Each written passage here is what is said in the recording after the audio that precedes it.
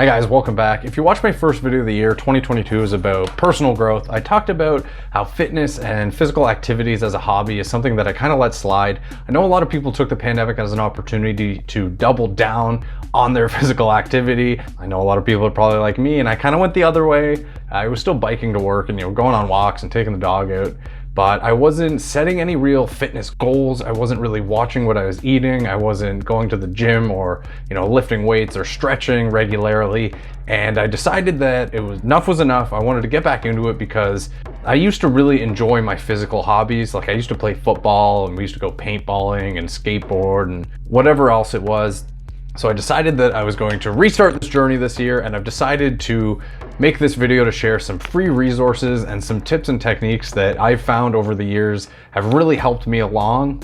There are a pile of great free resources and workouts that you can go to. My go-to is Darebee.com, formerly known as NeilaRae.com. Neila Rae is the creator. She kind of put this whole thing together, and it's a fantastic community-based online resource with lots of informative articles, structured workout programs, daily exercises, stretching. They have videos on their YouTube page that show you how to go through the movements and the exercises to do it properly with proper form so you don't injure yourself.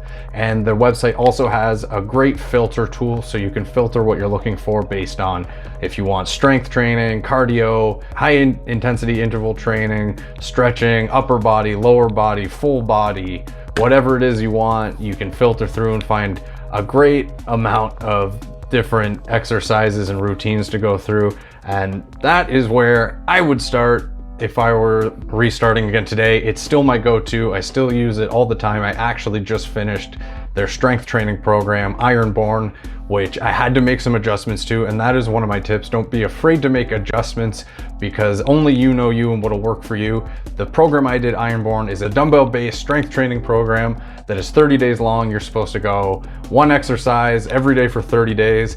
I didn't want to start off like that. I decided instead to break it up and do 3 days a week with lots of rest and recovery time at the very beginning.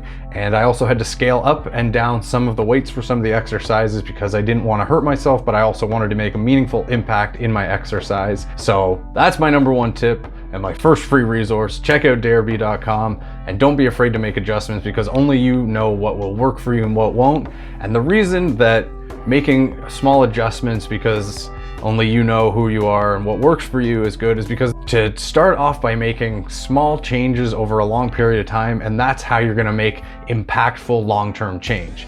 If your regular routine right now is zero exercise, don't watch where you eat lots of junk food, and you decide you wanna get into the habit of being a bit healthier, and you decide tomorrow I'm going to start running every day, I'm gonna start lifting weights every day, and I'm gonna never eat any junk food ever again, that's gonna be a lot. It's gonna be a lot for you to process. It's a lot of changes to happen at once. You're gonna risk overtraining, you're gonna risk injury, you're gonna risk falling back into old habits, and by starving yourself from cravings like too much at once, you're gonna then overindulge, and any of these setbacks are gonna be a lot more detrimental to your progress than any positive impacts you can have from it. Instead, start by maybe just cutting out junk food after dinner and going for a short walk every day. Then maybe after a couple weeks, you can reevaluate that and say, now I'm gonna start really looking at my breakfast food intake and making a healthy breakfast regimen, and then adding some stretching after my walks. And then a couple weeks later, you can reevaluate maybe what you're eating at lunchtime and start turning some of those walks into jogs or runs. And by doing that, by the time you get to your third or fourth change in your routine, the first and second changes you've made are already second nature and a fixture in the routine that you're developing. If you do relapse on something, or you do feel like you want to drop something or you're moving too far ahead, you're not going back to zero. You're just going to feel like, you know what, that last change I made was too quick or too much. And then you take a step back, but you're still 3 or 4 changes in at this point from your original routine. The example is what I've been doing. The first thing I started doing was really thinking about the food I was using to fuel my body. And I didn't really start doing anything else until that became second nature, where maybe not every single time I put any food in my body, I was like, what is in this, whatever. But once I started really thinking about how I was fueling my body, and I just started naturally eating healthier because I've been focused on it for so long, then I decided that I was gonna step up and start the Ironborn with 3 days a week of weight training. And after I got comfortable with that, after a couple weeks, I started stretching after all my workouts, and then I added ab and core days in between my weight training days.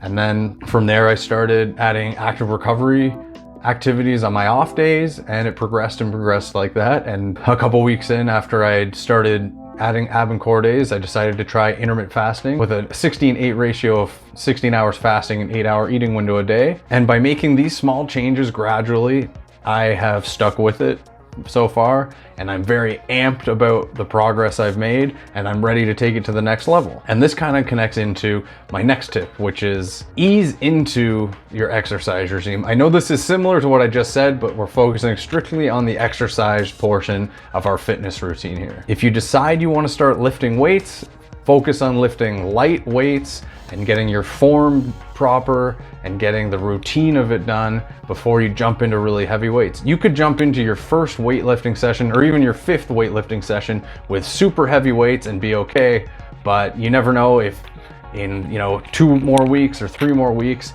that excess weight that you've jumped straight into with is going to put too much strain on your body, and you're going to overtrain or burn out or hurt yourself. And it's much better to start lower and work your way up to the weight you think you should be using to get your body ready and primed for these activities and built into that routine. If you go too heavy, too hard, too fast, you risk, like I said, burnout, but you also risk injury, like a pulled muscle or a stress fracture, and then you're out for the count for months. And in those months, you're not only going to lose all the progress you made, but it might even be detrimental to all of the progress you've made the entire time. So why risk, losing months and months of training and getting set back and possibly, feeling like you're not up to starting over again, when you could instead just take a couple extra weeks to lead into it and make sure that you're setting yourself up for success. This goes for cardio as well. Maybe you want to start running and getting your cardio game up, but why go straight into running 10 kilometers a day every day when that puts a lot of stress on your body? You might not be able to do it. You'll get shin splints, you can get stress fractures. Instead, start, like I said, with a couple walks a week, maybe incorporate some jogging, and build your way up to it and let your body acclimate to this level of exercise so that you can avoid that and you can make a routine that you can stick with. A great free resource for this is Couch to 5K, which is a running program designed to take you from couch potato to 5-kilometer runs by incorporating a mixture of walking and jogging, walking and running over the course of 8 weeks, where you're starting off with mostly walking and a little bit of jogging, and each time you go out, the timings change until all of a sudden you realize, oh my God, I'm running 5 kilometers without stopping. And that the method that it eases you into it is perfect for this. It lets your body acclimate to the new regime you're trying to get into. It lets your body kind of absorb into this new cardio-based exercise, and you're not putting too much stress on parts of your body that haven't been used this way, and your risk of injury and overtraining kind of decreases quite a bit. At least that's how I find it. And this program is available in a variety of places, including apps from different companies who have put out this program in app form. And I will link these resources in the description at the end if you're curious to see about them. So we've talked a little bit about different kinds of exercises, cardio and strength training, and we've talked a little bit about focusing about what we're eating. But before you really make any decisions about how you're going to start your fitness journey, the best thing that you can do is really decide what your goals are. Is your goal to shed some lbs? Is your goal to get stronger, be overall just healthier, just to look good naked? Whatever your goal is going to determine your starting point. For me, my number one goal was to get rid of the spare tire. So the best thing that I could find to do for that was to incorporate a little bit of strength training at first to build more muscle mass, to increase my metabolism, and that's been working well for me. I've also, looked into intermittent fasting and being very conscious and mindful about what I'm using to fuel my body and the windows that I do that. Now that I've gotten into the routine of that, I'm going to shift. I'm going to be adding a little bit more cardio into my routine, but I want to maintain at least a little bit of strength training to ensure that I'm not losing any strength or the minimal amount of muscle mass that I can while I start to up my cardio. And it's just about adjusting and playing around and seeing what works and what doesn't, and being very mindful not to do too much too soon and overtrain and kind of lose the will to carry on by doing too much. So when I started the Ironborn program from Darebee, like I said, I rescheduled it. Instead of doing it every day for 30 days, to do 3 days a week and then kind of build off there. And the reason that I did this was my way of allowing myself to get back into the rhythm of a daily or a weekly exercise regime, a regular exercise regime. This way I was allowing myself to get my body used to getting back into the motions of an exercise regime while also allowing enough rest and recovery time, which is one of the next important tips. Rest and recovery is just as, if not more important than the exercise itself. Setting yourself up to succeed and rest and recovery are my next two tips that I want to talk about. And the reason I put them together is because I think that especially at the very beginning of your re-entry into, or the very start of your fitness journey, that these two things work really, really well together. I know when I'm starting a fitness regime or getting back into one after some time off, I usually tend to focus really hard on what kinds of exercises I wanted to do and when I'm going to do them and how much I'm going to do.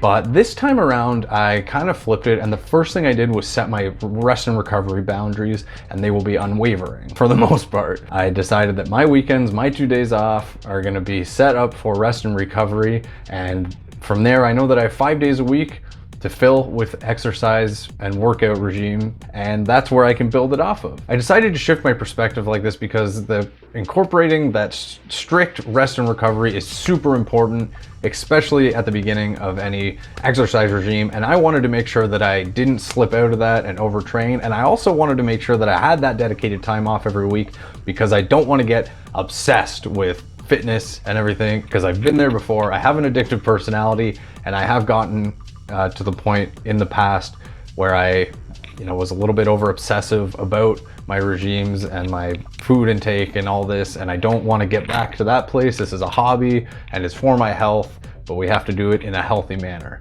Where setting yourself up for success comes in, it starts with recovery. Allowing your body enough time to recover ensures that your fitness journey is going to be a constant in your life and not just a 1 month trial. But also, you know yourself how you are.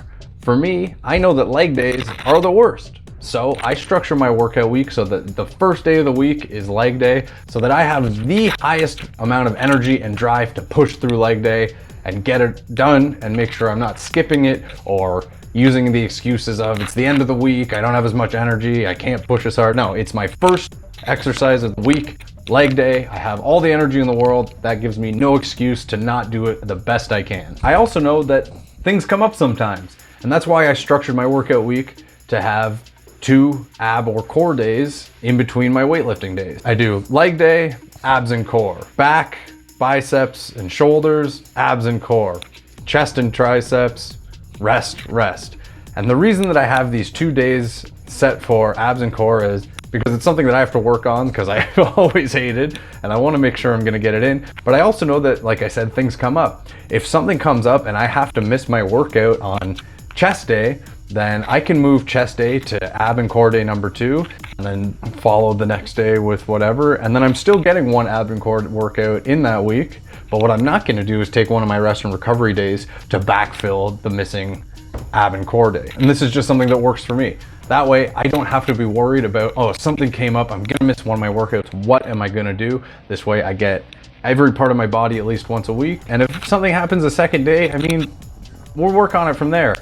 Then you can obviously say, okay, I have 1 day that is going to be just an extra rest and recovery day. Maybe I'll take 2 days in a row at that point and backfill in my exercises over where my weekend was. No matter what, there's always a way to get around it and make sure everything's all good. Set yourself up for that success. The next important tip is kind of the reverse of this. Plan to fail. I don't mean plan to fail and give up, but I mean be aware and accepting that things happen. You're gonna miss a day here and there. You're gonna eat something unhealthy every once in a while. Things happen, but if you're going into your fitness journey like, I'm gonna do my best at the gym every single day and I'm never gonna eat another cookie again, then when something like this comes up, or when you miss a workout, or when you're out with friends and you eat bar food and stuff, it's gonna have way less of a lasting impact on your mental state, on your performance, on everything, because it's part of the plan. It's not gonna have as big of an impact on your perception of success. When I have a rough day at work and I do not feel like cooking something healthy and I decide I'm gonna eat fast food, it's all good, it's part of the plan. Tomorrow I will be back on track, but I deserve to take this extra time for rest and recovery. My body might need the physical recovery time, my mind might need the mental recovery time. I just take it as a win because I'm still on track, because my plan to success has already incorporated that this is gonna happen sometimes, and tomorrow I'll be back and do my best again. Another thing I do want to talk about is diet. First off, I think the way that the meaning of the word diet has been changed in our society is a little bit detrimental. No one is on a diet. Everybody has a diet. And if you want to adjust your diet to fuel your body better, all the power to you. But the one thing I can't stand is when I'm eating something healthy and somebody comes up to me like, huh, what are you on a diet? No, I've just adjusted my diet to suit my body's needs. That's a good go-to answer, because everybody has a diet. When I first started taking nutrition seriously and started researching up and looking into macros and supplements and calorie counting, it was super overwhelming. I started hyper focusing on what was going into my body, and I was obsessive about calorie counting, and it was honestly not healthy. Like, I mean, if it works for you, that's great, but it did not work for me. So if it doesn't work for you, try taking some of the other tips we've already talked about in this video and applying it to reshaping your diet. You know, start small, make incremental changes over a long period of time, and you'll have sustained change. Like I said, start just thinking about it. Just take a month and just be conscious and think about what you're eating. That's it. You don't even have to change anything. And then after that stops being a little bit scary, or that starts being intimidating, the first change that I made is I stopped eating after dinner. I make sure that, for the most part, I don't eat within 2 hours of going to bed. That cuts my intake. Most of the junk food I was eating was after dinner, and I don't need that to fuel my body.